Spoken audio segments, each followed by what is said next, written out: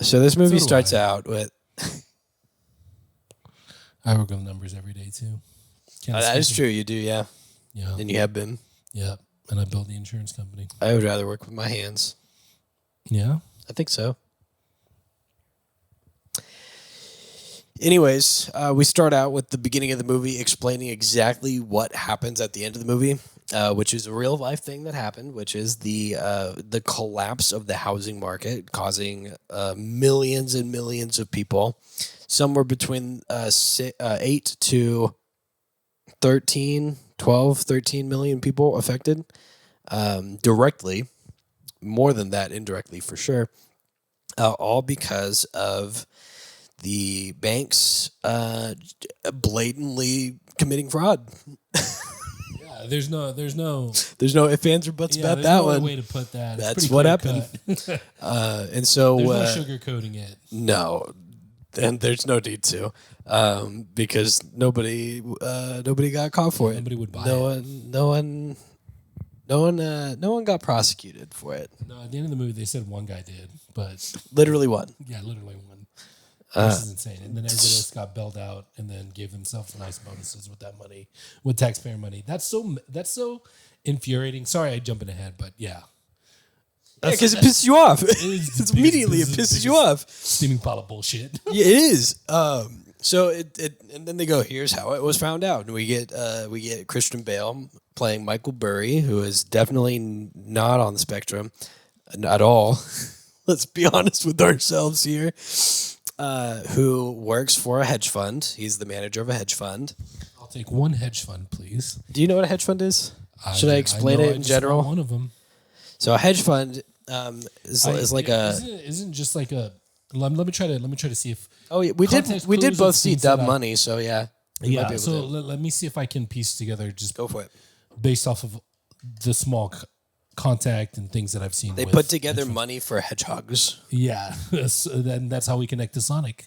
Sonic 1 through 3, the Hedgehog Fund. That is how they funded the hedgehog. Mr. Robotnik. So basically, it's like a business that gets a bunch of rich people's money, and they say, "You give us your money, and we'll spend it for you, and give you more money back. You trust us to invest your money to make you money." That is the basis of a hedge fund. That's also the basis of a stock brokerage. The difference between the two is stock brokerage buys stocks and companies that they believe are going to do well, and hedge funds buys what are called puts against businesses that they think are going to fall and do poorly. So that's the difference. So Michael Burry is a hedge fund manager. His whole job is to look at the analytics of businesses to see which ones are going to fail. And what did he do? He went, hey, housing's weird. They keep on popping up CDOs. The CDOs are just stocks for housing that banks make. You can buy into them. You still can, even though you shouldn't, but you can. And he notices that there's a really, really bad Are you trend. telling me that we learn nothing and we're still making the same mistakes over and over? That is not what I'm saying directly, but indirectly, yes. Is it about housing? Probably. Is it there worse things happening? Yeah. You got gambling apps. You got the Afterpay apps. Oh yeah, I watch CoffeeZilla. Oh, I love CoffeeZilla. Awesome YouTuber. Top 5 easily right now for me. Crime is legal. I wanted to buy one of those shirts so bad. I should have. Anyways, Then we've got Washington Badlands, DC. yeah, Washington Badlands.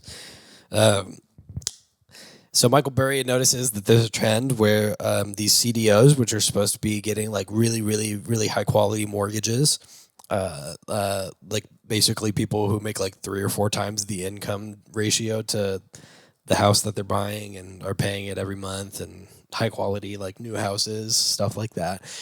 And they instead are filling their CDOs, the things that people can buy to invest in those properties, and they're taking the really bad ones, like the hey, I haven't had a job in 6 months, but on paper I can I can make something that says that I have enough money to buy this house. And they're putting them all together in the same thing and calling them all top tier mortgages. And they keep on making new ones. And he noticed that and he went, this is bad. I think that we should short the entire housing market. And his boss goes, you're insane. You're stupid. The housing market will never crash. Never has, never will, were his exact words. His exact words. And what does Michael Burry do? He goes home that night and he goes, well, I tried.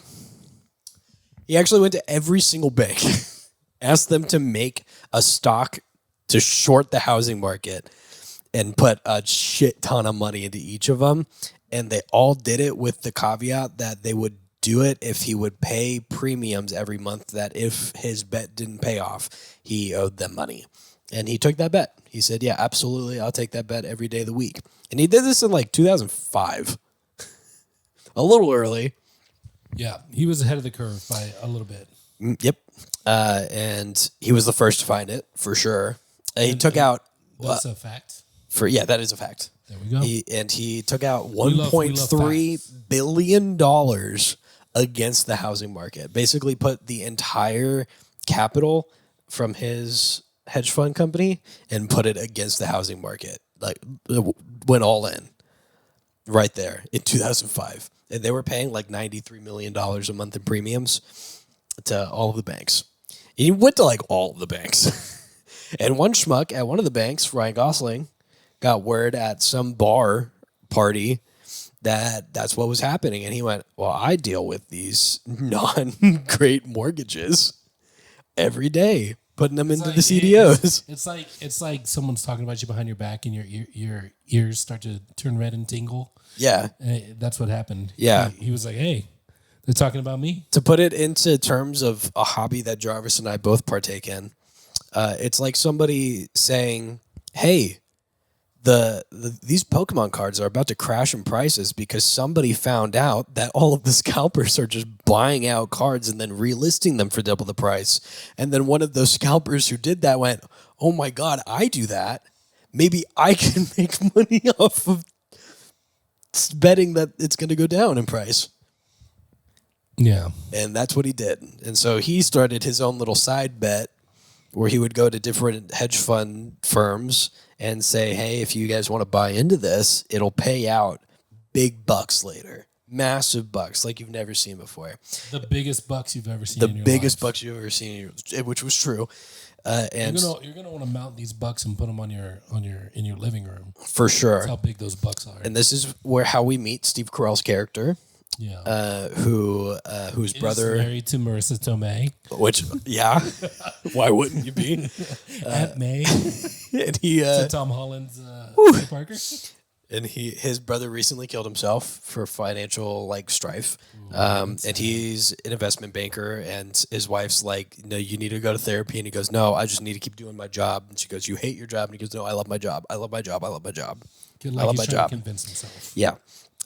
We actually get introduced to him in probably one of the best scenes in the whole movie, where he's going into one of these therapy sessions, like group therapy for grief. And he walks in, he just starts, like, someone's in the middle of telling their story. He just cuts them off, says, sorry, I'm late. Just bullshit's happening. I'm having to deal with all this dumb bullshit. And it's just so dumb. And I hate these investment bankers. And they're all crooks trying to cheat people out of their money. And I just hate it so much. 1 second, I'm getting a phone call, and just walks out of the room. That's probably the best way to introduce his character. He is exactly like that for the whole movie. And I love it. And his character is very likable and very lovable because he's a very self-hating dude. I was going to say, is this the character we love the most? Absolutely. In this movie, absolutely. It is. For sure. It's true. He's like such a likable asshole. And you learn very quickly that it's for all the right reasons. He's the type that's like, hey, maybe we should not take extra bonuses this year and make sure everybody can feed their fucking families. Maybe that sounds like a good idea. Crazy idea. He's that kind of guy. And he's very firm about it, and he does not want to quit his job. The character that he plays in real life, was that character like that or no? I believe he was. I hope so. And he doesn't want to quit his job because he knows if he does, somebody else is going to come in and fuck more people over. And he would rather keep that to a minimum. So Ryan Gosling shows up with a wonderful Jenga tower of explanations and says, hey, the housing market is going to crash because the banks are greedy. And Well, didn't Steve Carell and his group stumble upon this information like everybody in the whole movie? yeah, like all at Because once. a call came in that was supposed to go somewhere else. Oh, yes, One of yeah. his guys caught it, and then that's how Ryan Gosling gets connected Yeah. to Steve Carell. And all of the guys that Steve Carell works with is like, yeah, man, the housing market's going to crash. And Steve Carell's like, I mean, let's listen. it sounds like it could. Yeah, he's like, let's hear I this guy out. I believe these people are corrupt. Yeah. And so they listen to it, and everyone's like, what a load of barnacles this guy would. And Steve Carell goes, no, I think he's telling the truth here. This sounds exactly like something the banks would do. Maybe we should go find out. And they do like some actual on the ground research. They go to some of these houses that are for sale. There's like an entire street of brand new houses that are all for sale. And when they're talking to the realtor's like, oh yeah, they're really motivated to sell. They moved in a few months ago, but and they're like, oh, why are they so motivated to sell? Oh, well, they haven't had a job in 2 months. I'm like, oh, okay, what about this one? It's like, oh, well, they just are having a hard time keeping up and want to downsize and so like they see through the bullshit really, really quickly. And then they don't just talk to realtors, they talk to bankers. They talk to he literally No, they did their research. Yeah. Like boots on the ground. And that goes to what I was saying earlier. He actually went and the final nail in the coffin for him was when he was talking to a stripper about her investments, which is apparently she had 5 different properties. Well, she was learning. There was even more crazy shit that he learned. It wasn't just the banks being greedy. She was taking out. People were taking out double mortgages just to be able to make payments. Yeah, he thought that she had a double mortgage on one place, but she had 5 places. So she had 10 mortgages on 5 places total. This is nuts. Which is like an unheard of thing now. Yeah. Obviously, you have one house, you get one mortgage. You don't need to split the mortgage in between 2 different places. You don't need to have they're called ARMs, which we all have 2 of. Some don't. The average It's not disparage our. The average amount of arms a one-armed person and has is 1. friends. Just like the average amount of legs people have is 1. Did you know that? This is a real fact. But an ARM mortgage is an adjustable rate mortgage, which is hey, we'll give you a lower rate for 5 years, and then every year after that, it will increase the percentage. Which I almost got on this house. Thank God I did not, because my dad explained it to me. Because that's how he lost 2 houses, was adjustable rate mortgages, and I said no, because if I'm able to refinance it in 5 years, I'll get a lower rate then. And he said, yeah, if the property appraises to the value, which was the problem. Isn't it nice to look at the past and not make the same mistakes? It is, isn't it? Isn't it nice? Isn't it nice? So all of these really bad loans that are defaulting and maturing into double, triple payments is just not doable. And so Steve Carell learns that and he goes, oh, fuck, this is happening. And they go back and they place a pretty hefty bet that the housing market is going to crash. Right? Yeah, it's a very hefty bet. And then we get introduced to the tertiary characters, the 2 young boys that are trying to become a real investment firm on their own and are being laughed off the table because they've only made $30 million in the past few years. Yeah, they need to at least have made $1 billion to qualify. $2 billion to qualify. Because when they show up with 30 million, the one guy goes down and talks to him. Yeah. To vet him. Yeah. And he's like, "Oh yeah, you guys are short. $1,470,000,000. Yeah, that's what it was. So it's 1.5. Yeah. Is billions. Whatever. It's potato. I know when you're talking about that much money. Yeah, it's literally the same thing. And they are trying to like grift their way into figuring out how to get it. They call their good buddy Brad Pitt. And then, well, before that, they just happened to see all the previous pitches that were just left on the table. Yeah, and one of them was about the housing shortage.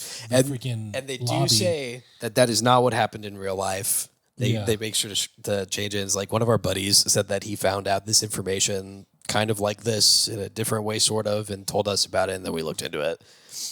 But this one was a more interesting way of telling it, which I like about the movie. It's like a weird non-mockumentary biopic type thing. It's kind of fun. Yeah, the fourth wall breaks and stuff like that. It's like The Office, Yeah, it is but like of The like a Office. really shitty situation. Yeah. And It's so like Deadpool for hedge funds. yeah, and so they found their grift and they need a sucker, and so they call their good friend Brad Pitt, who used to be an investment banker What but is that? retired. I wish I could call my good friend Brad Pitt. Yeah, right. And they go, "Hey, we have a thing," and he said, "Don't call me at this number." And they do it again a few times. So obviously they know each other real well, and they get him in on it. They're not this. Isn't he, like, their parts. retired or something? Yeah, they're. This part of the movie is not very, very important, but it is for telling you guys probably the best part of the whole movie later on. So flash forward a little bit. Michael Burry gets in trouble at his firm because he all-in, and they said, well, our investors aren't going to be happy about this when they hear about it. They're going to want to pull out. And he said, ooh, if they pull out, then we lose all of the money that we're paying to the banks every month. So... so he basically trapped them and to a place where like they have to keep on telling the people that the bet's going to pay off and that everything's going to be fine. Which nobody at this point believes except for a handful of people. We flash forward to like 2007 when this is all happening now later. And Steve Carell is angry at Ryan Gosling for saying that the amount that they're paying in premiums as well also has to go up. And even though everything looks bad and is bad, and it's obvious that the market is supposed to crash and should have crashed already, the banks are just pretending it's not happening. Yeah. And they're just pretending like everything's fine and keep on doing what they're doing because why wouldn't they? Kind of like me with my depression. I just pretend That's it's how it not works. Yeah, don't go to therapy. Just pretend it doesn't happen. happening. Like my father and his father before him. as is the way. This is the And so Ryan Gosling goes, look, I can prove to you that things are worse than they are. Let's go to a big old convention where all of the bankers are talking about the mortgages and all of the whatever is going on in Vegas. And this is where basically all the characters, except for Michael Burry, meet up because Michael Burry just keeps on sitting on his office floor, chewing on Tums until his tummy ache goes away because his bet was way too early. We're talking a couple years too early. yeah. And so they all go, and great scene. Isn't Steve Carell's character? Isn't he actually like speaking, or does he just go on stage? No, and- that's later. Okay. At this one, what happens is two great back-to-back scenes for Steve Carell.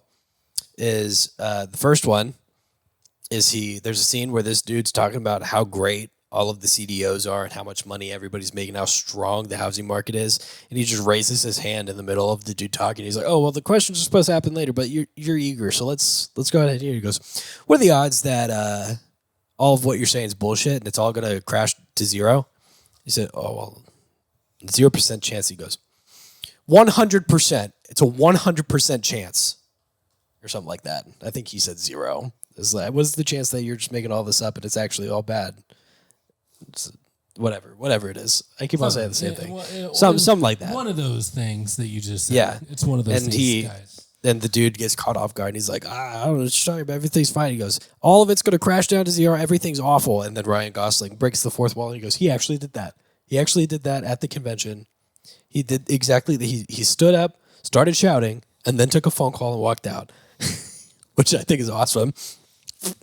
And then Steve Carell gets a meeting with one of these investment bankers that makes a lot of money to talk about what's going on. This is where we learn that not only are these stocks full of houses bad, but they're also, the stocks are like full Ouroboros eating themselves because this stock also shares houses with this stock, which also shares houses with this stock, which also shares houses with this stock. And so it's all full circle. So if one of them falls, all of them do. Yeah, and all the ones that are supposed to be the good ones are actually one or two tiers below what they actually are. Yeah. As far as quality. And the reason why the banks aren't getting them evaluated differently is because and he goes and talks to one of the bankers that they use often, and she very bluntly says, if we give them a rating that they don't want, they'll go down the street to a different bank, and then we don't have them as a client anymore. Yeah.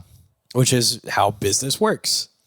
Yeah. Yeah. Mr. Carell's character was really raking her over the coals. Oh man, he's like, so you're actually fraud. Like, this is fraud, and you are doing something illegal. Just like, it's just business.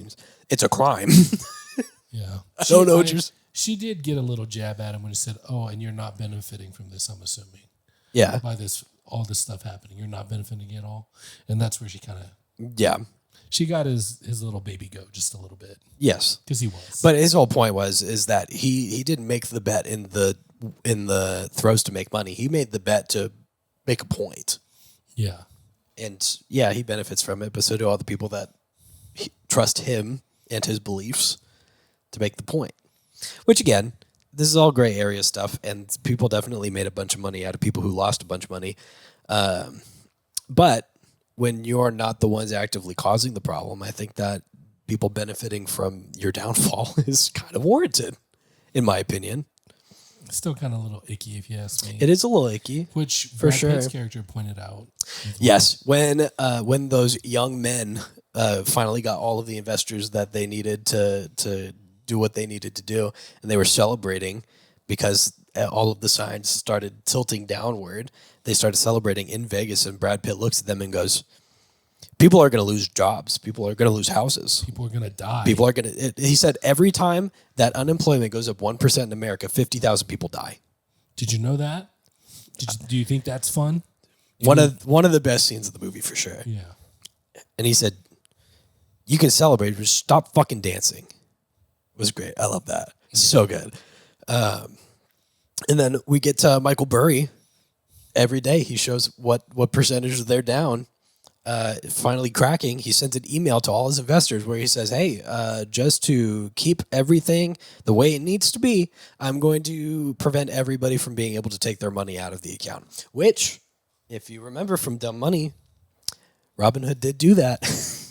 Yeah. And everyone was pissed, which means that when he did it this time, everyone was pissed. Rightfully so, I think. And so he got some flack for that for sure.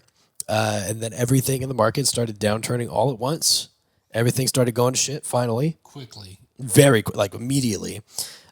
Investment firms closed. People got laid off. Riots in the streets. People losing houses. And all of the characters basically have like the realization hit all at once. Where it's like, this is real and this is awful. Except for Ryan Gosling, who went, look, man. Give me my money. I had a job, and I did that job well.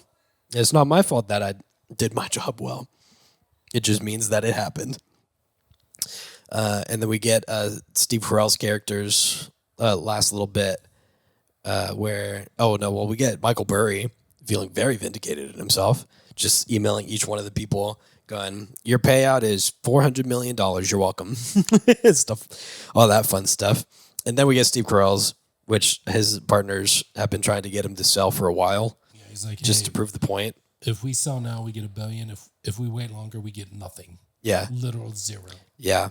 And Steve Carell's having a moral crisis because he's been keeping up with the news. The banks all failed. The banks all went to zero. All retirement funds, all 401ks, all IRAs, all mortgages went to zero. And they got bailed out by the government. And the CEOs gave themselves big bonuses. And Steve Carell's partner goes, yes, but if we do nothing right now, all of the people that trusted us with their money also get nothing. So they sold. And that's where they ended off on that. Again, 8 million people lost their jobs. 6 million people lost houses. Somewhere between 8 and 12, 13 million people in total immediately affected by it all. Really bad. You and your family being one of those. My family being one of them, for sure. Absolutely, that happened. Ryan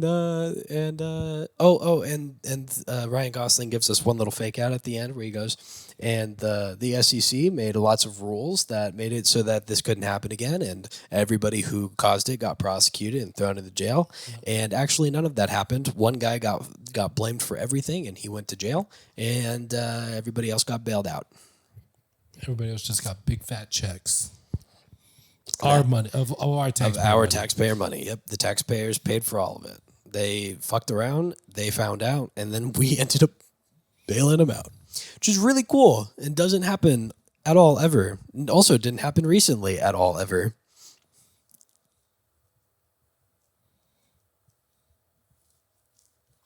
That's The Big Short. That's the long and the short of it. That's the long and big short Of it. of it. Hey, you look good over there. Look real good. Have you thought about sharing your kindness with others? Share the love. Maybe like the video. Click on that subscribe button. And show your friends. Yeah, just touch it ever so lightly, that like button. Move over to the subscribe button. Maybe tap your keyboard just a little bit. Leave a comment.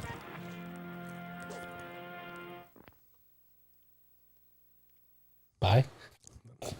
That's it.